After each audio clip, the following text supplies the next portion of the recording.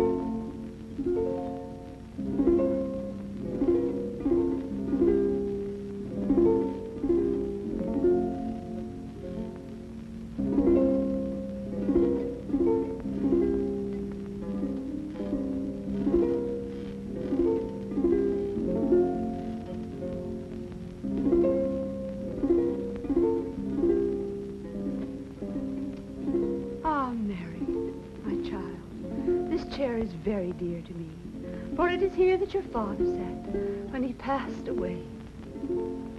Ah, he was a good provider. He left us this lovely home with its drooping arbors of grapes, its heavily laden fruit trees, its garden of fragrant flowers, a cow, and a mortgage. Ah, yes. 'Tis true that this cottage is very dear to us, but father owed Mr. Middleton quite a mortgage on this house. And while we haven't been bothered, 'tis the general belief now that Mr. Middleton is dead, his son will foreclose. If he wants the money, there is nothing we can do about it. But I shudder to think that you, my beloved child, will be exposed to the thousands of temptations faced by a penniless orphan. Hark! Who knocks? Come in.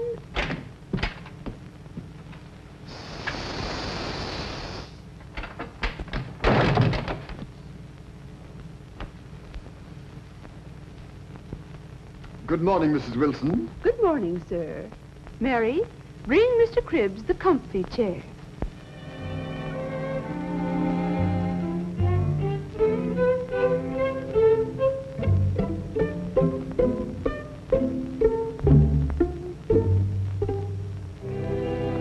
Thank you, my dear young lady. So we meet once again. A sad misfortune has befallen all of us in the passing of Mr. Middleton. Many will have reason to think so, I fear. Yes, you're right. Mr. Middleton was a fine man. He was my best friend. He always took my advice. I was his lawyer. Was he not very rich? When times were good, but bad speculations, investments, and false friends took their toll, alas. Mr. Middleton was very kind to us, and in our own misfortune did not press his claims. As his lawyer, we look to you. I understand you are a man who has a sympathetic heart for the unfortunate.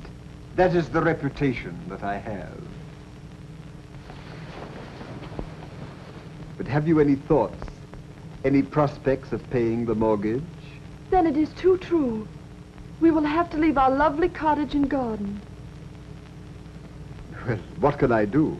I pleaded with young Mr. Middleton, but he wouldn't listen. He said he needed the money. He is a young man, somewhat given to excesses, I fear. Oh, but pardon me, my dear Miss Mary. I would not call up a blush upon the cheek of modesty by mentioning the name of Edward Middleton. I remember him as a lad. He was a bright, blue-eyed boy with flaxen hair, tall for his age. Well, madam, business is business. I'm a plain man, Mrs. Wilson. Some people say that I'm too blunt, but I... You mean we will have to leave this cottage, sir? Not immediately, my dear young lady, but it would be well to be prepared. You impose a severe task on us, my good sir. Bear up, madam. Bear up. If I may suggest, there are ways in which Mary may earn her living in New York City. A fine, upstanding woman like your daughter may always find a profitable occupation. Think it over.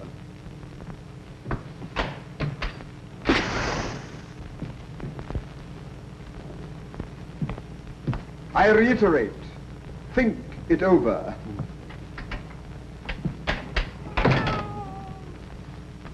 Comfort, my daughter, comfort. Mr. Cribbs may be our friend in this hour of misfortune. He appears to be a man of feeling. But before depending on him, we will make one last appeal to this young man, Mr. Edward Middleton. You have the money in your purse? Yes, yes, I have, Mother.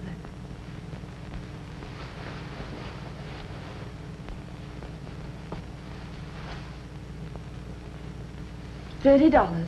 The sum we saved to buy coal for this winter. This will pay part of the mortgage. When Mr. Edward Middleton sees we are trying to pay the debt, he may relent. You turn pale, Mary. What ails you? Dear Mother, it is nothing. I'll be all right. It's just that I fear to meet this young man. Mr. Cribbs has told us how wicked he is. I fear the worst. Have courage. Do not enter his house when you tell him his sad story and give him the money. Still, no matter how wild a youth may be, no gentleman ever insulted a friendless and unprotected girl. But stay in the vestibule.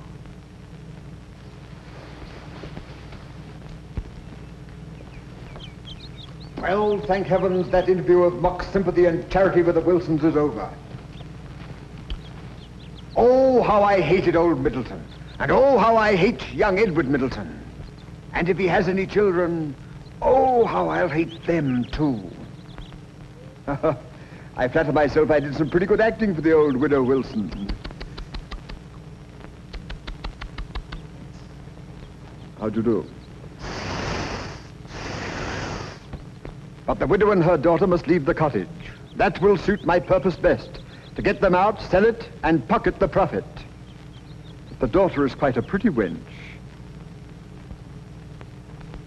Ah, here she comes now. I'll hide behind yon tree, where I can watch her.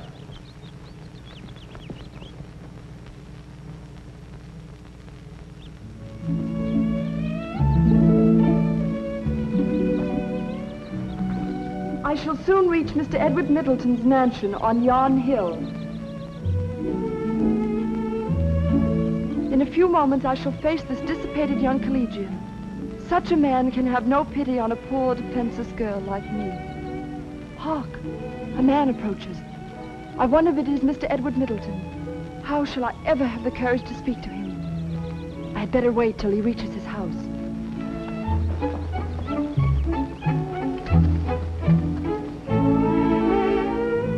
She's gone.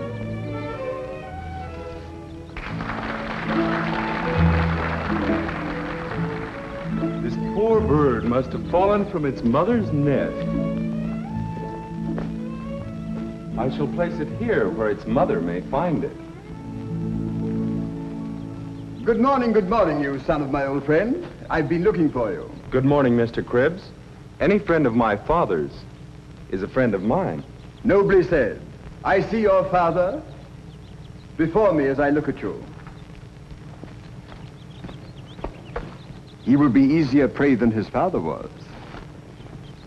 You said you wanted to see me about something. Yes. I want to see you about the cottage that Mrs. Wilson and one daughter are occupying. The mortgage remains unpaid, and I have an opportunity of disposing of it. When last we talked of the cottage, Mr. Cribbs, I did not know it was occupied by a poor widow and her lovely daughter. Age and tears wait for no one. They have lived there for many years, and my father regarded them highly. There are places they can go. There is the poorhouse for people like that. Enough, Mr. Cribbs. I would not think of depriving them of their home. A home that is as dear to them as the apple of their eye. I would not think to send them away from the flowers they have reared. But what of the fences that are broken? What of the garden gate that's off its hinges? What of the limbs of the old birch tree broken down for firewood? And the back windows that are broken and stuffed with a black hat? Cease, Mr. Cribbs. All this has been explained to me. My very good friend William Dalton has told me the entire story. The trees were broken by idle schoolboys. As for the hat in the window, it was the hat of Mr. Wilson, deceased. It was the hat of a man. Can as much be said of yours, Mr. Cribbs? You are being very unreasonable, sir. Good day. Good day. I'm sorry I offended him. After all, he was a friend of my father's. My poor father regarded him highly. He always took his advice, but it was invariably unfortunate when he did so. I beg your pardon. I understand you better now. You are right. The daughter is a fine girl. Sparkling eyes, dimples, ruby lips. I was young myself once. Have you seen her? Never. Explain yourself, Mr. Cribbs. Mother and daughter grateful, free access to the domicile at all times. Love in the cottage, eh? Cribbs, do you realize this girl has no father nor brother to protect her? Just a wildflower. Yes, that's it. A wild flower growing in an open meadow. A garden without a fence. All you have to do is to step right in. I knew an old man once, and had that old man heard you utter such foul sentences to his son, and had he heard you tell me to enter like a wolf this fold of innocence and tear from her mother's arms the hope of her old age, he would have seized you by the throat and dashed you prostrate to the ground, as too foul a carcass to ever walk erect and mock the name of man. That man, sir, was my father. But Mr. Middleton, sir. Leave me. Begone. But, sir. Your hot, lascivious breath is not fit to mingle with the sweet odor of these fragrant flowers. Ah, I see you like butter. Your raven voice does not harmonize with the warblings of the birds, which sing with praise to that power that looks in horror on your brutal mind. Mr. Edward Middleton, sir.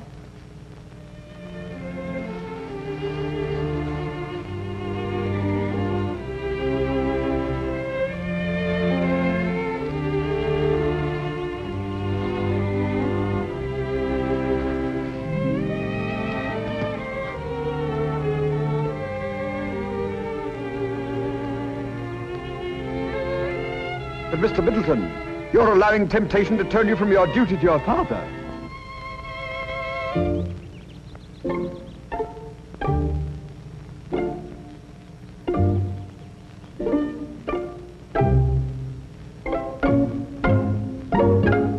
After all, business is business.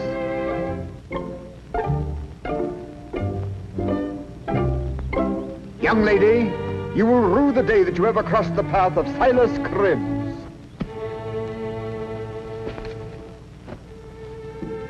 So this is the farmer's daughter.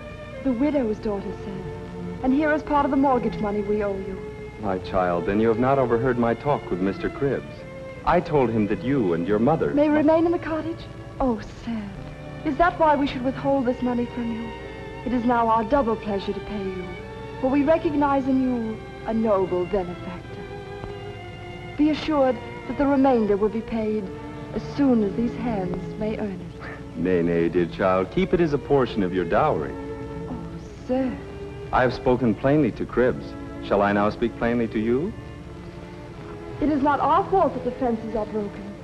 When my poor father lived, it was not so. When that vile man spoke to me of your charms, I heeded him not. There are plenty of pretty girls about. But I have since discovered what I have heard before. Something that is deeper than beauty itself. The charm that Cribbs is incapable of appreciating. Your charm is of mental excellence, noble sentiment, and purity.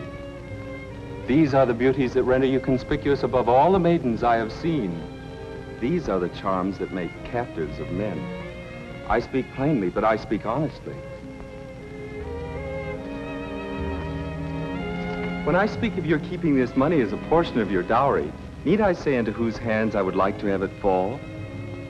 To affect not to understand you, sir, would be an idle return for such kindness as yours. I sometimes walk in the vicinity of your cottage, and... Should you pass by and not stop, then... Then what, dear Mary? I should think that you had forgotten where we live. Little did I think that dear cottage contained such a precious jewel.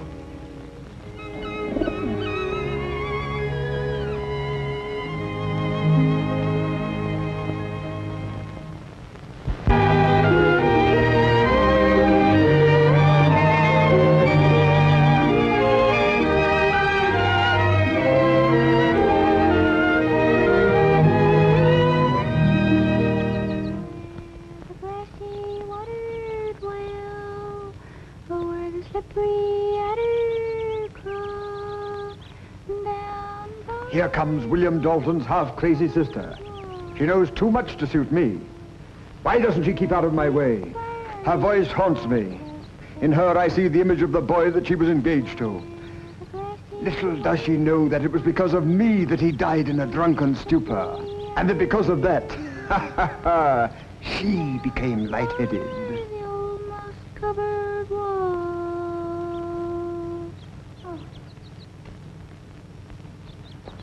The lawyer's a fine man, he is.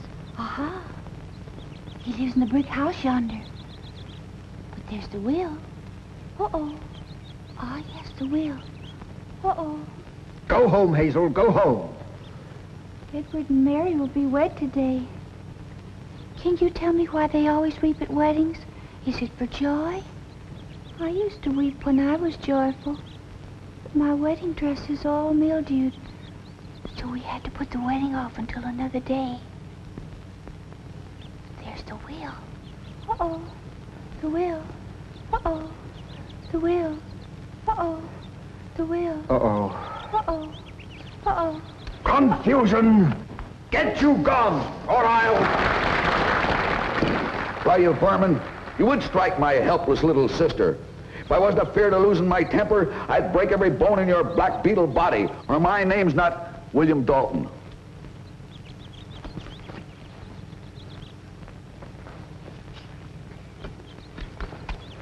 You will rue this day, William Dalton. This is a plain case of assault and battery. I'll have you put behind gray stone walls. You'll put me behind gray stone walls.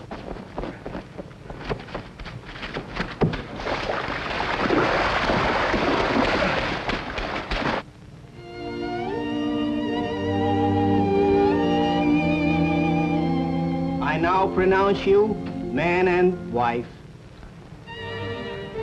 Go ahead, kiss her. You're married now, you know. May I? Edward. A toast to the bride.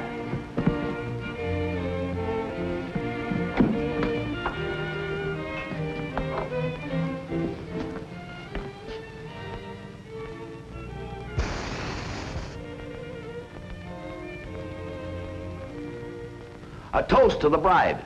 Happiness. I hope this ain't got a kick in it. Of course you speak in jest, my good friend William. For liquor in no form has ever wet my lips, either for pleasure or medicinal purposes. And may I add, the lips that touch her shall never touch mine. I was only trying to make a joke. Things of that nature, my dear William, are not meant for jest. Shall we dance?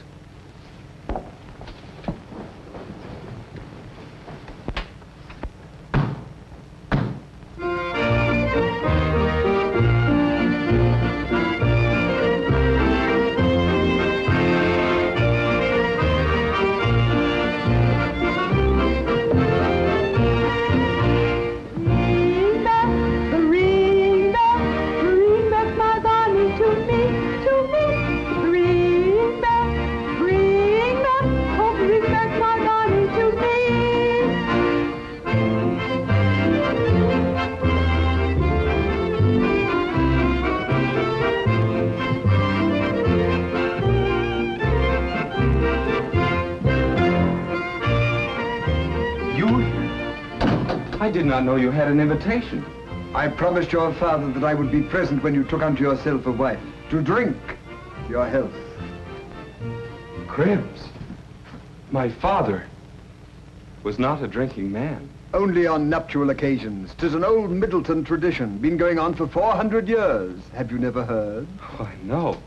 Why, when your Aunt Rebecca was married, you were but a fair-haired boy. Don't you remember? I have never tasted liquor, Mr. Cribbs. That's what puts me in a quandary. I wonder if you dare carry on the tradition. From what I've heard of the fiery liquid, it may choke me. That is not the danger. 'Tis the will to take a drop and leave it alone. To know when to stop, as your father did. Anything my father did, I can do. Spoken like a man, Edward.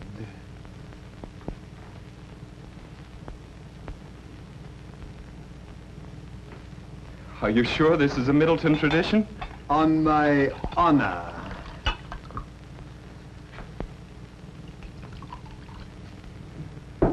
To the future that I see ahead of you.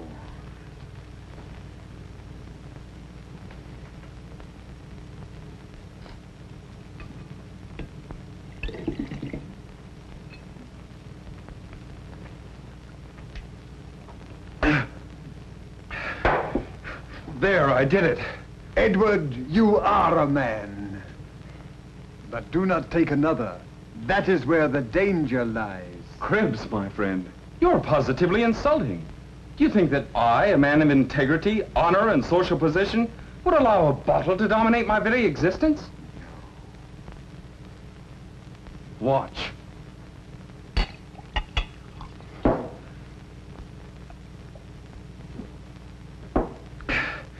There, you see, 'tis nothing. In my opinion, the power of rum is greatly exaggerated.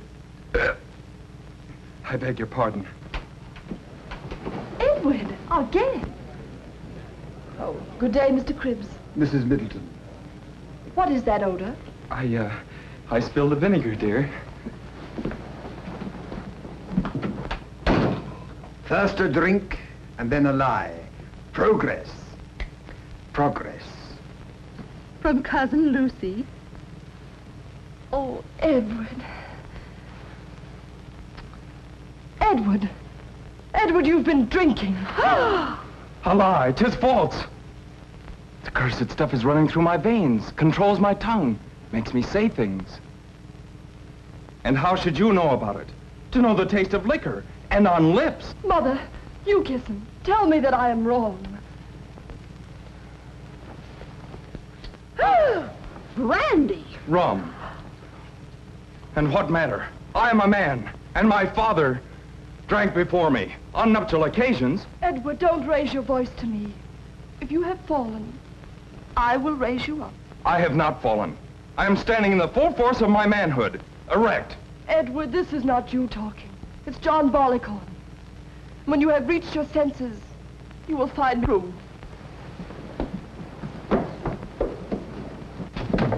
Edward, control yourself. You are in no condition to enter the chamber of the bride.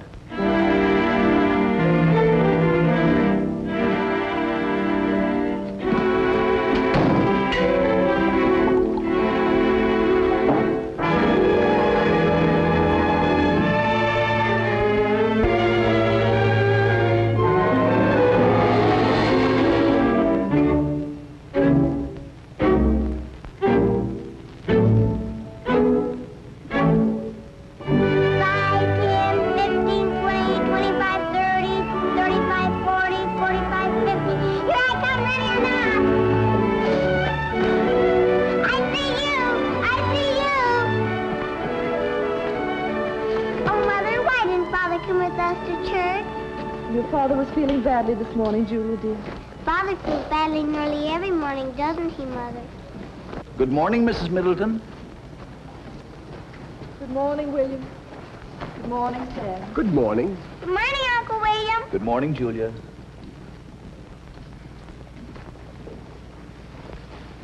Seen anything of Edward Middleton lately? Why, I haven't seen my old friend for some time. He's been very busy lately, I understand. That may be your impression. What do you mean? He ain't spending all his time at the tavern for nothing. You mean Edward is drinking again?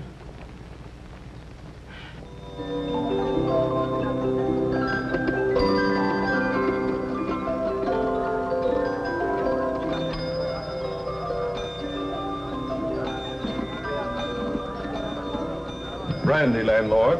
2 fingers.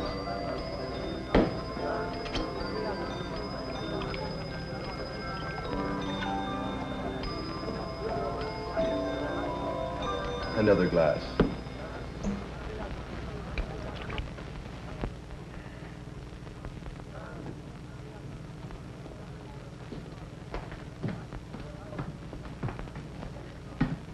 Ah, Mr. Middleton, you here? I've never been here before, except on business. I'll leave it to the landlord. How long since you've seen me? Why, Squire, it must be full 10 years. It was the day Cy Morgan built his barn. The day I saw you digging in the woods. Digging? Digging in the woods? Can it be that he saw me bury the genuine Middleton will? I must get him out of town. Ah, yes. I was merely picking daisies. Come, Edward. A drink. A whiskey. Whiskey be it, then. Come, everybody. Step up and have a drink with Cribbs and me. Come on. Have one on me.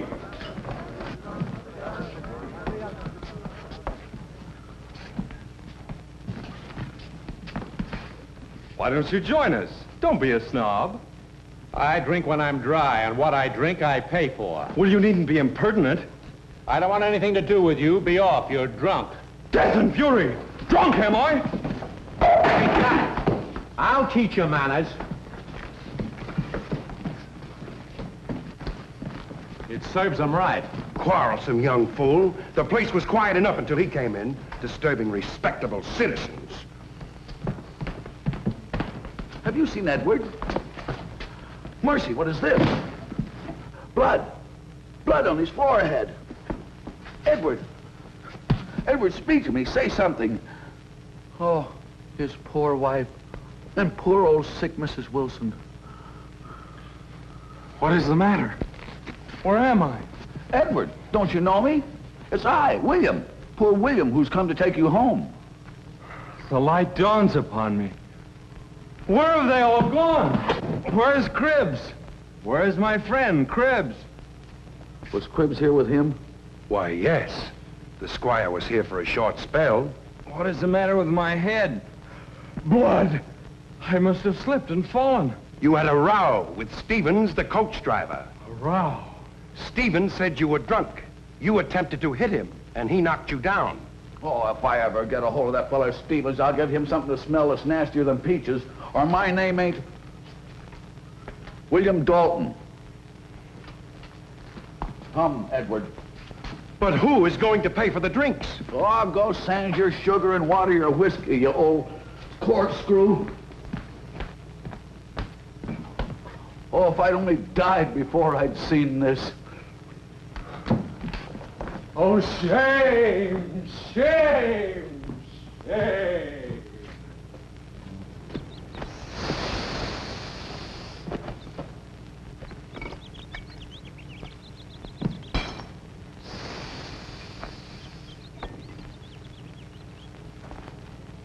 So far, my scheme is working admirably. I know Edward's weakness. He will not stop short of madness or oblivion. However, I fear his wife. She has too much influence over him. Hark, someone approaches. It is Edward Middleton.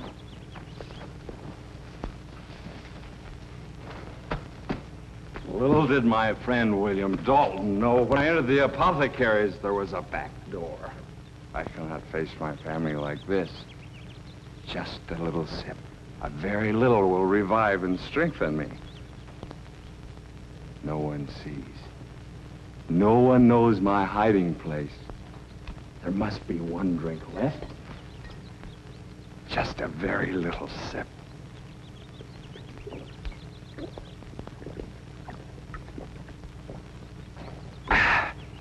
It's better. The arch cunning of a drunkard. Glorious liquor. Why did I rail against thee? I can face them now. Why, Edward, what means this? Tempter, be gone. Do not pretend your ignorance. Were you not there when that vile fray occurred? Did you not desert me? As a living man, I know not what you mean. 'Twas business that called me away. I left you jovial and merry with your friends. Friends? The drunkard's friends? Yes, you may be speaking the truth. My brain wanders. I shall go home. Ah, misery, would I were dead. Oh, pooh-pooh, misery. Wish you were dead. Why, your cottage is worth at least $500. Only yesterday, Farmer Anton asked me how much could be bought for. Bought for? Cribs! Sorry, it was merely a suggestion. Do you see that smoke curling up amongst the trees? It was the very day I was born that that cottage was first inhabited. Do you know who lives there now? Yes, you. Where are you going? Home. Home to my sorrowing wife, to her dying mother, to my unfortunate child. Ah, no, you must not go home thusly. Come to my house, and I will give you a little something that will cheer you up. Well, I... Do you distrust me? I wonder. You know that I'm your best friend. Well, just this once.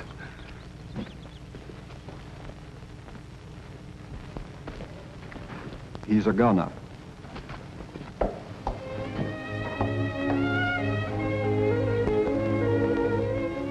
My mother will never survive the night, and Edward has not yet returned home. And when he does come, how will he be? Alas, alas, my dear lost husband. Oh, it is all too horrible. If I could only reach that great philanthropist, Frederick Healy, he might save him.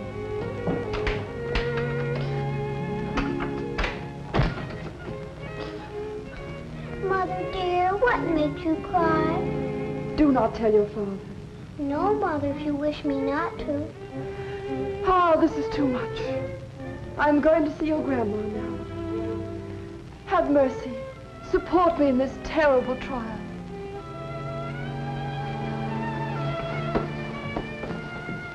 Poor dear Mother. I didn't tell Mother, but I think Father takes too much medicine. How is Grandma, Mother? Near the end of her earthly troubles, she lies in broken slumber. But little Julie must not be F-R-I-G-H-T-E-N-E-D. I'm not frightened, Mother. My intuition tells me Edward has been drinking. What is that?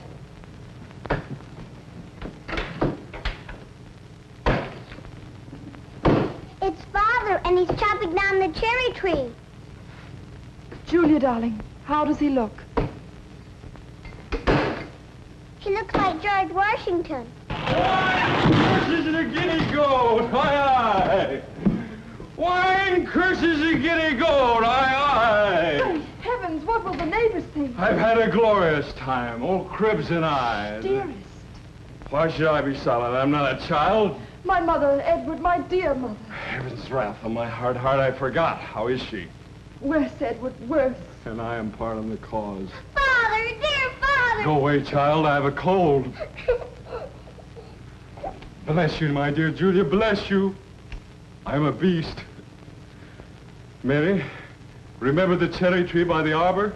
Yes, Edward, I do. Well, I slipped against it as I passed by.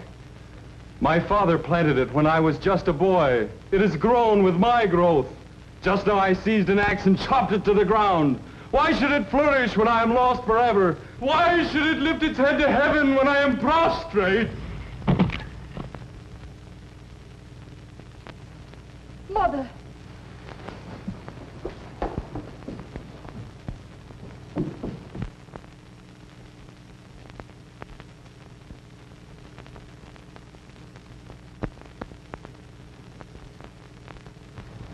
Edward, my mother. Mary, horror, death in the house, and I am the cause. No, Father, no! I cannot bear this. Let me fly from here. Edward, dear Edward, do not leave me. I will work, slave, anything. But don't abandon me in misery. Don't desert your child and me, husband. Call me not your husband. Curse me as your destroyer. Loose me. Leave me. Madness is my strength. My brain is liquid flame.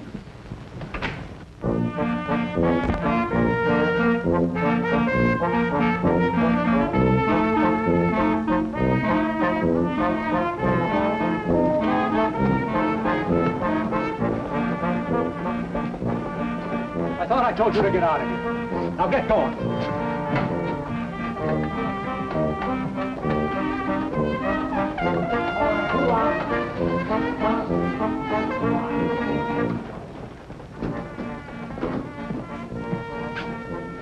I wonder where that worthless vagrant could have wandered to.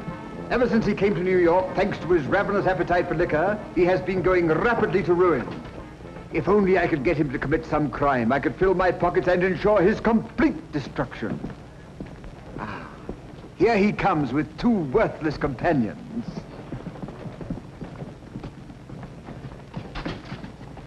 Caution, caution. My last cent is gone. I need a drink. You wait here a spell. Joe and I'll take a turn down to Cross Street. We'll get some money somewhere. Well, be quick then. This burning thirst consumes me. Me too. Come on, Joe. Ah, Edward, fancy seeing you here. Yes, Cribbs, what there is left of me. Oh, I don't think you've changed much, although you might be better for a stitch or two at the elbows. Not much privacy here, is there? I hardly dare to ask if you have seen them. Your wife and child? Oh, they're very well. Very well. They are better off without me. She's sorry for you, but I'm sure she thinks of you and would like to see you become a respectable member of society. Respectable, but Cribbs, how can one become respectable without a cent in his pockets or a clean garment on his wretched carcass? This is my opportunity. There are more ways than one of getting even with misfortune. If the world treats you badly, be avenged upon the world. But how, Cribbs, how? You see this piece of paper? It is a check for $5,000. You are an excellent penman. You have but to write the signature of Frederick Healy, and you can laugh at poverty. What? A forgery on that brilliant and noble philanthropist? The orphan's benefactor, the friend of all unfortunates? To suggest such a thing proves you to be a villain and a coward. I must be low indeed when you dare propose such a dastardly act to my father's son. Wretched as I am, by the world despised, shunned and neglected by my friends, I would sooner perish than cause my dear child to blush for her father's crime. Here, Edward, get a drink. Take back your base bribe.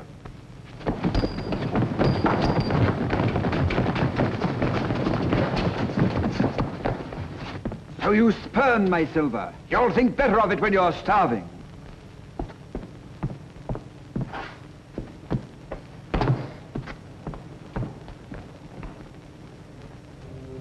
I must have liquor. I must have liquor.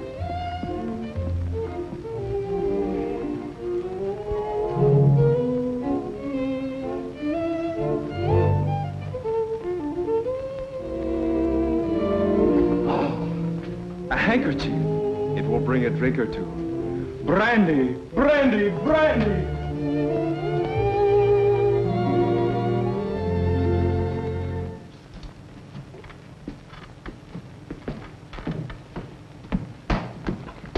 Mr. Healy, please help me find my friend Edward Middleton. Let me have a little blow, please. Oh, gin, gin. I know you've rescued scores of men from the demon rum. A little blow, please. Oh, nurse! Don't light any matches around here. Blow, please, blow. Oh, Jamaica rum, 10 years old. I knew it right away. How did you have to take up drinking, my good man? Don't fall down now. You'll be all right. Shall we find those railroad bonds? No. You know railroad bonds are no good now. They're no good at all. Railroad bonds. You want stuff? Go and lie Mr. down. Healy? someplace, will you? Don't bother me. McGillicuddy, sir. Bourbon. Uh-huh. Right, how long? 3 weeks. 3 weeks. McGill? Why, Mr. Healy, you're giving him liquor. Well, I always do. I give them for the first 6 weeks. They never drink after that. Never. We use an awful lot of liquor around here, haven't we? Here, hold that, please. Buy me some good distillery stock. Oh, well, hello, how are you? Nothing like combining business with pleasure. Haven't I seen your face before somewhere? Mr. Healy! Yes? Oh, very sad case. Been drunk for 9 weeks. Can't do a thing with him. Must be a kitchen drinker, I guess.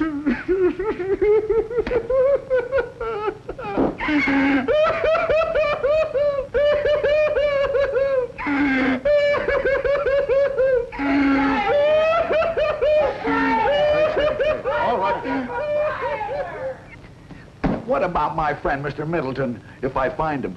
All right, Mr. Eagle, give him a number. Thank you, sir, thank you. Oh, think nothing of it. If you take a drink too freely, try the cure of Frederick Healy. Don't worry, I'll take care of everything. Bless you, sir.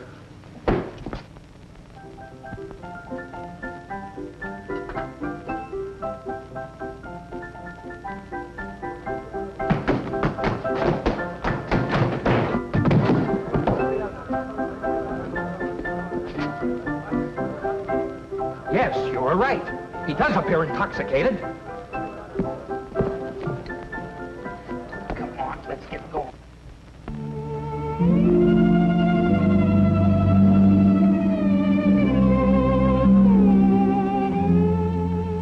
Alas, alas. It is so very cold here in New York. I am almost faint with hunger and heart-weary with wretchedness. 1 o'clock, and I'm not nearly done with my work. I promised to have the sweater finished by 8 o'clock tomorrow morning.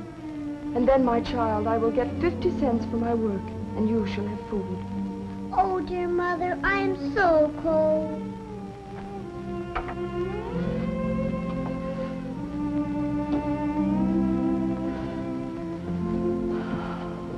No, Mother, keep this shawl. You are cold, too. I will wait till morning. Then I can warm myself at Mrs. O'Brien's fireplace.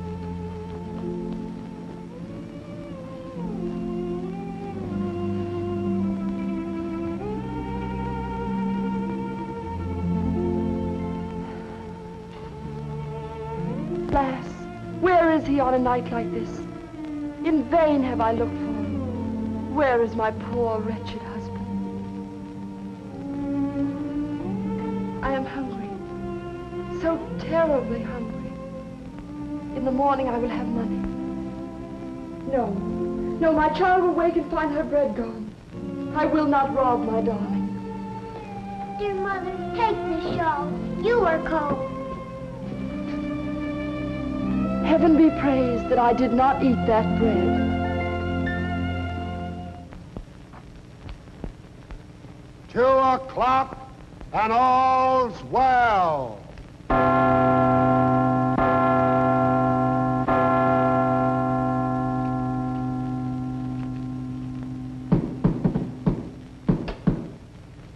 Who can that be at this hour? Ah, should it be Edward? Come in.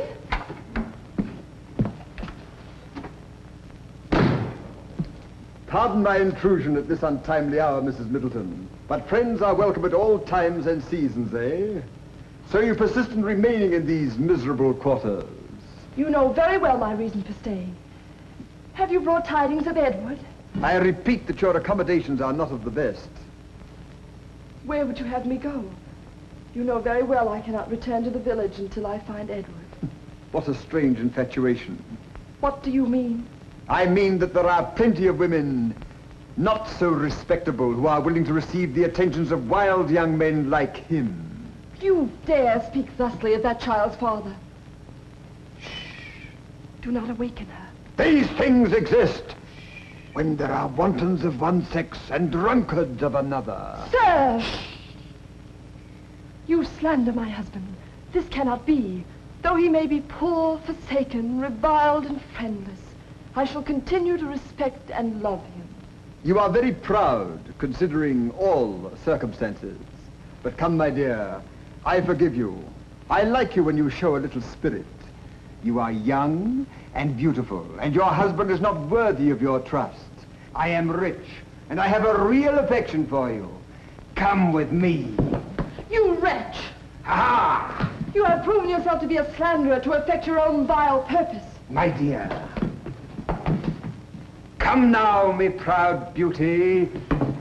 Aha! At last I have you in my power, helpless and alone. Help! Help!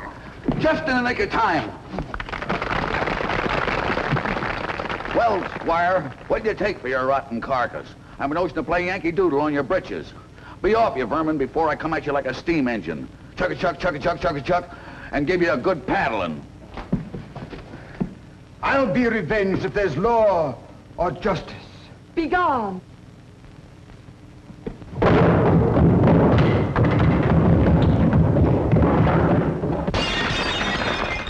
I think he has fallen.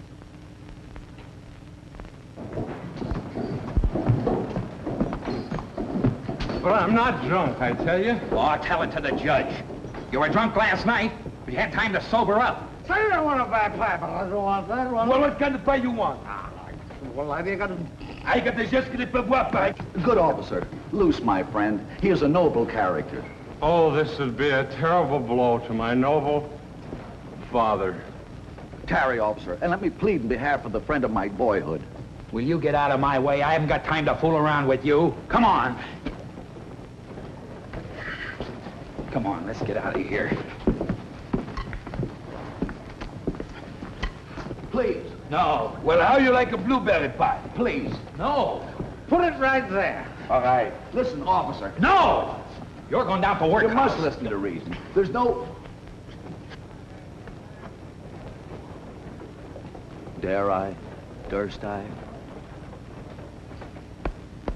If you don't...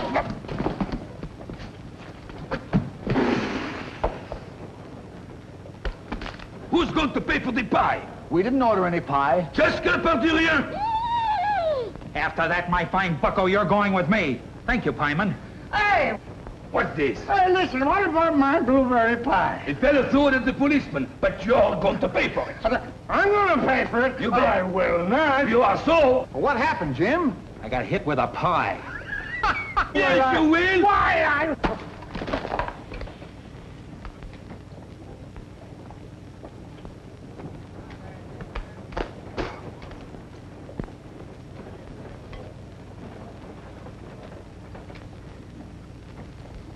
Wait a minute, Jim. I think we got another one. You're coming with me. I did not throw the pie. I saw you No, throw please. the pie. No, I never... You can't talk to my friend. You keep out of this. No, I saw you throw the pie over there. did But not. don't give me that, But because Oh! Oh, my best officer. Oh, you look like cream puff. Non, je ne vais pas voir sans cœur. Oh, monsieur, le part des dents, c'est ne pas voir. Jusque le part des rien. Hey, are we having fun? Hey, officer, what's different? Run, Edward, run! Here, you try one. Oh, for goodness sake, the boogeyman. Cribs, old fellow. With my compliments. This is most irregular. Gentlemen, is this your... Oh, no, you don't. So you're one of them. You've been throwing pies, huh? I beg your pardon. Why, you come along with me. No, but officer, I give you my word, I've never thrown a pastry in my life. The judge. Jim, where are you? Where are you? I give my word. That'll get Cribs in a lot of trouble, or my name's not...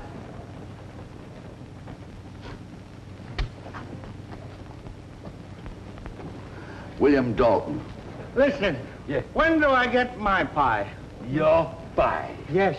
You want quick service, huh? Sure. You have it now.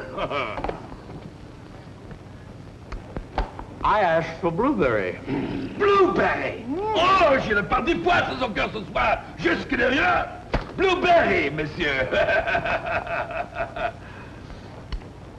That is raspberry. Raspberry!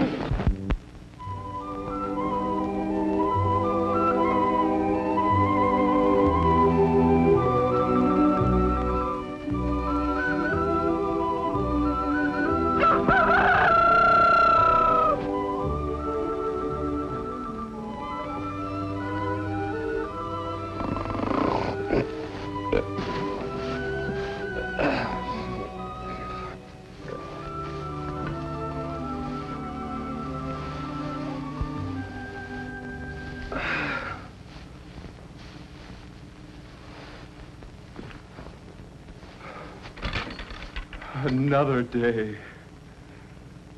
What shall I do in daylight? I am out of sight when it is dark.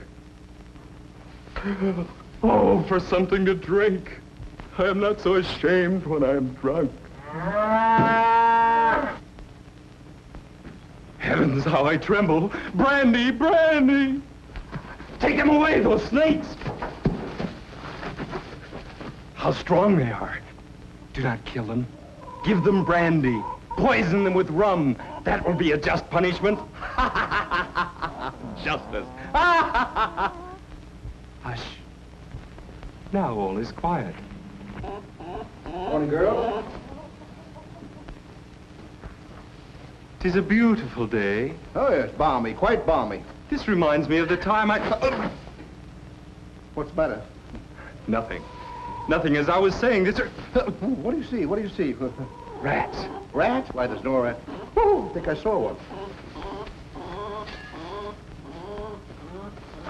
Feed 'em rum. What did you say? Give the snakes rum. Feed 'em rum. There, that's it. It is no crime to purloin eternal sleep from the chemist. Now for the powerful conqueror of all earthly troubles, death. Stop, man. Don't do anything without logic. Why, this looks like poison. Smells like poison. It tastes like poison, too. It is poison. It is poison.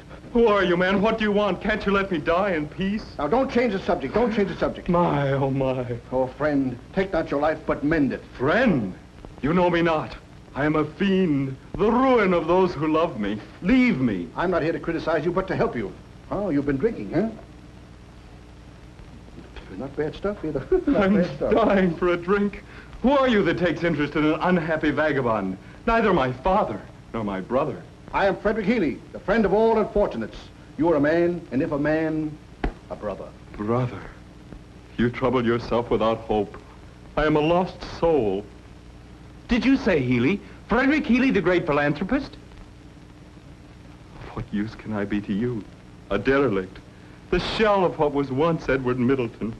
Edward Middleton, 888. I think I can become of some assistance to you and help restore you to your spot in society from which you have slid. Not bad, huh? For he who helps a fallen brother from the depths is greater than the hero who conquers the world. Merciful heavens, my mother's dying words. I administer the pledge of sobriety to those who would once more become pillars of society. That picture is too bright. It cannot be. You're looking at a man who for 20 years was addicted to the curse of drink. Indeed? No, no, it is too late. It is not too late. I will restore you to the bosom of your family and make a man of you. Here, sit down. Sit down here. Sign this. Here.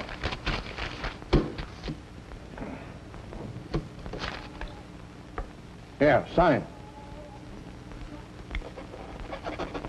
Heaven grant that the prayer of a poor wretch be heard. You're free. You're a free man. Freedom! Freedom! Freedom! Oh, here. Thank you very much, Posse. Thank you. I'll send this down to headquarters right away. Thank you.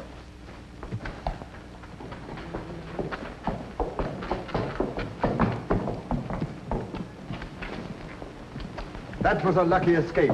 I'll get even with that William Dalton for handing me that tie. It was fortunate that I knew the judge, otherwise I'd have had difficulty in getting out of that infernal scrape. And now, for my design on Frederick Healy and company. I think there can be no detection. The signature is perfect. I'll get some well-dressed boy to deliver this check and receive the money. And then I'll be off to the far west, or England. Edward Middleton will receive full blame for this forgery. And how? Cripps is a clever fellow.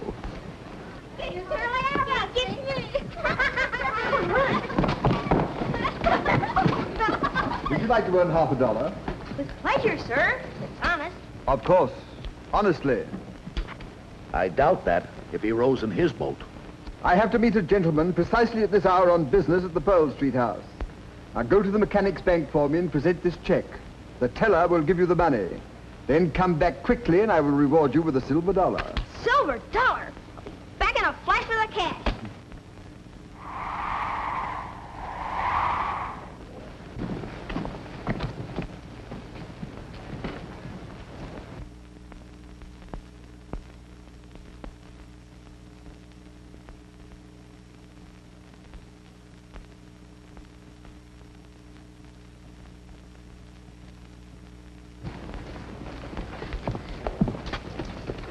Have you been following me? Guess I have. Confusion. I understand you've been looking at some timetables. Do you intend to take a vacation? Why don't you mind your own business? I think I will.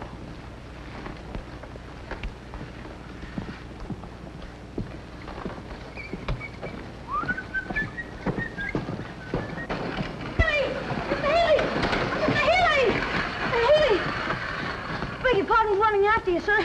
The cashier of our bank wanted to know if this was your signature on this check. Oh, no. You know I can write better than that. $5,000. Has it been cashed yet? Just half an hour ago. Oh, my, this is terrible. Who presented my check? A boy, sir. Boy? Yes, our cashier examined the signature later and doubted if it was genuine. Yeah, well, you rush on back to the bank, see? Anyway, pick up a police officer. I will follow almost immediately. Our action must be prompt. And do not fear the results because I found a horseshoe. Ah, my good friend William. Edward Middleton's been asking for you. Oh, thank you, sir. Where is he? Who? Oh, Edward. Well, he's living at my house while his home is being prepared for his return to the village. Oh, thank heaven. Well, I must be going. You seem alarmed about something. I'm not alarmed about anything. Yes, I am alarmed. Someone forged my name to a check at the Mechanics Bank. Mechanics Bank? Who cashed the check? A boy. A boy? How long ago? Oh, about a half hour ago. Why are you alarmed? Well, I'll tell you, sir. Edward told me the Cribbs tried to get him to forge a check while he was under the influence of liquor. A boy? How big a boy? Well, I'd say about that. I recognize that boy now. I saw Cribbs give him the check and heard him tell him to go down to the Mechanics Bank to cash it. Ah, I can see it all now. We must hurry away to the Tombs where I'll get a few officers. There's no time for us to lose. I'm with you, sir, heart and hand. And if I ever get my grip on that old fox again, I'll never let him go. Oh, horror, horror. Cribbs persuaded poor Edward to forge that check. I fear for the worst.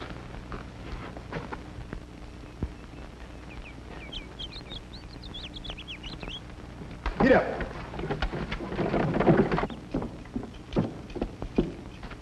Have you seen Cribbs? Nope. There's going to be a lot of excitement here today. Have you any news for me? News? William, I've been talking to Dr. Bevan, and he says your sister is much improved. Oh, don't tell me that. I'm in no mood to be trifled with. I do tell you. The doctor said she has moments when she's entirely lucid. You mean she'll know me and will call me by name? Yes.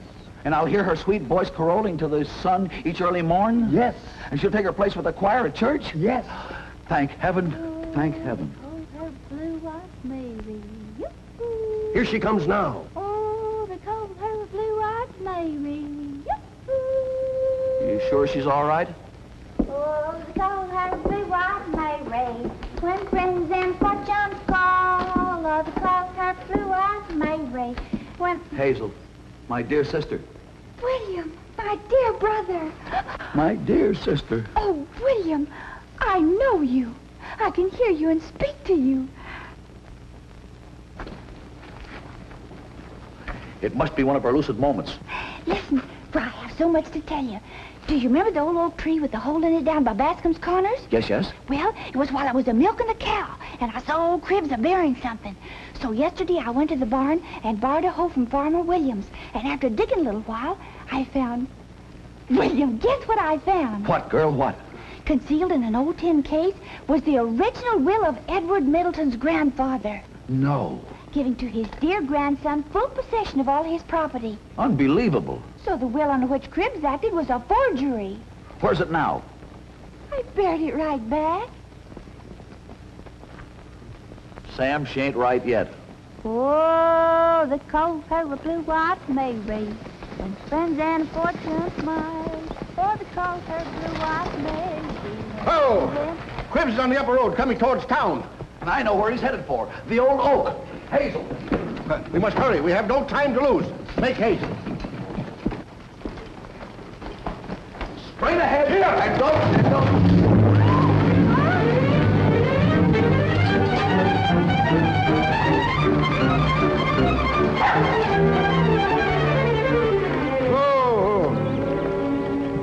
All right, boys, keep out of sight.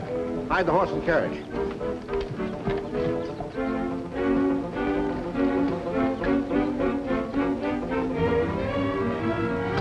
That ain't where it is. Where is it? Guess. Hazel. Here. Move.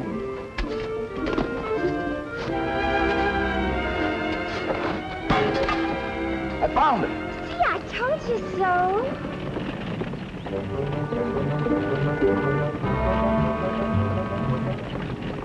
He's coming round the mountain. When he comes, oh, is he coming around the mountain? When he comes.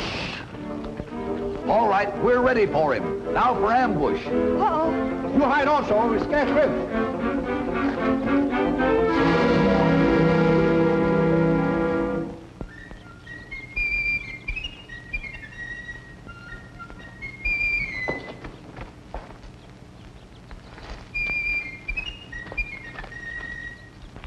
I tied the horse and buggy at the crossroads.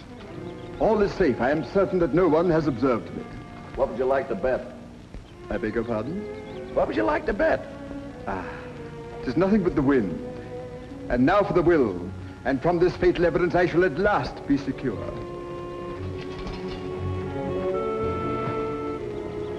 Powers of mischief. The earth is freshly turned. The will has gone. Oh, the wind has gone, the bird has flown, the rightful heir has got his own. Boom. For shame. Toil. Come, we must catch him. Hey, we're going the wrong way.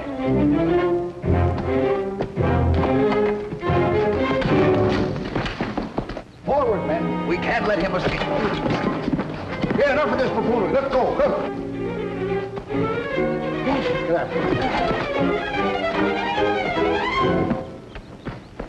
Stand back.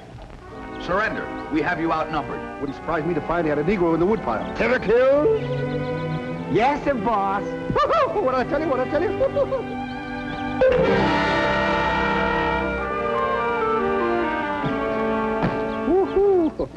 Give me the will, whoever has it.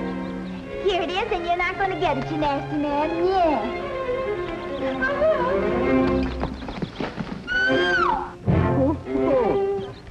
Well, that concludes my business, gentlemen. Goodbye.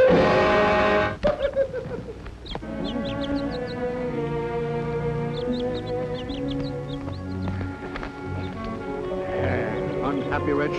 Why did you do it? Revenge and a want of more money. With my heart's deepest, blackest feeling, I hated Edward Middleton's father. In early life, he detected me in an act of vile atrocity. And since that time, I have hated him with a feeling that has existed even beyond the grave, descending to his noble son. What about the check? Yes. It was I who forged that. Clever of me, wasn't it? Oh, heaven forgive me for ever thinking it was Edward.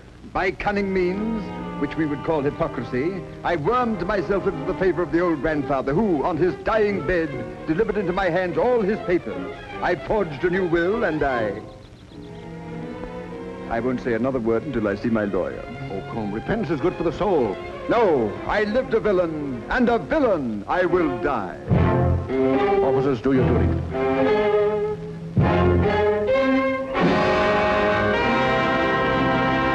Our home is happy again. Our home is happy again. Our home is happy again.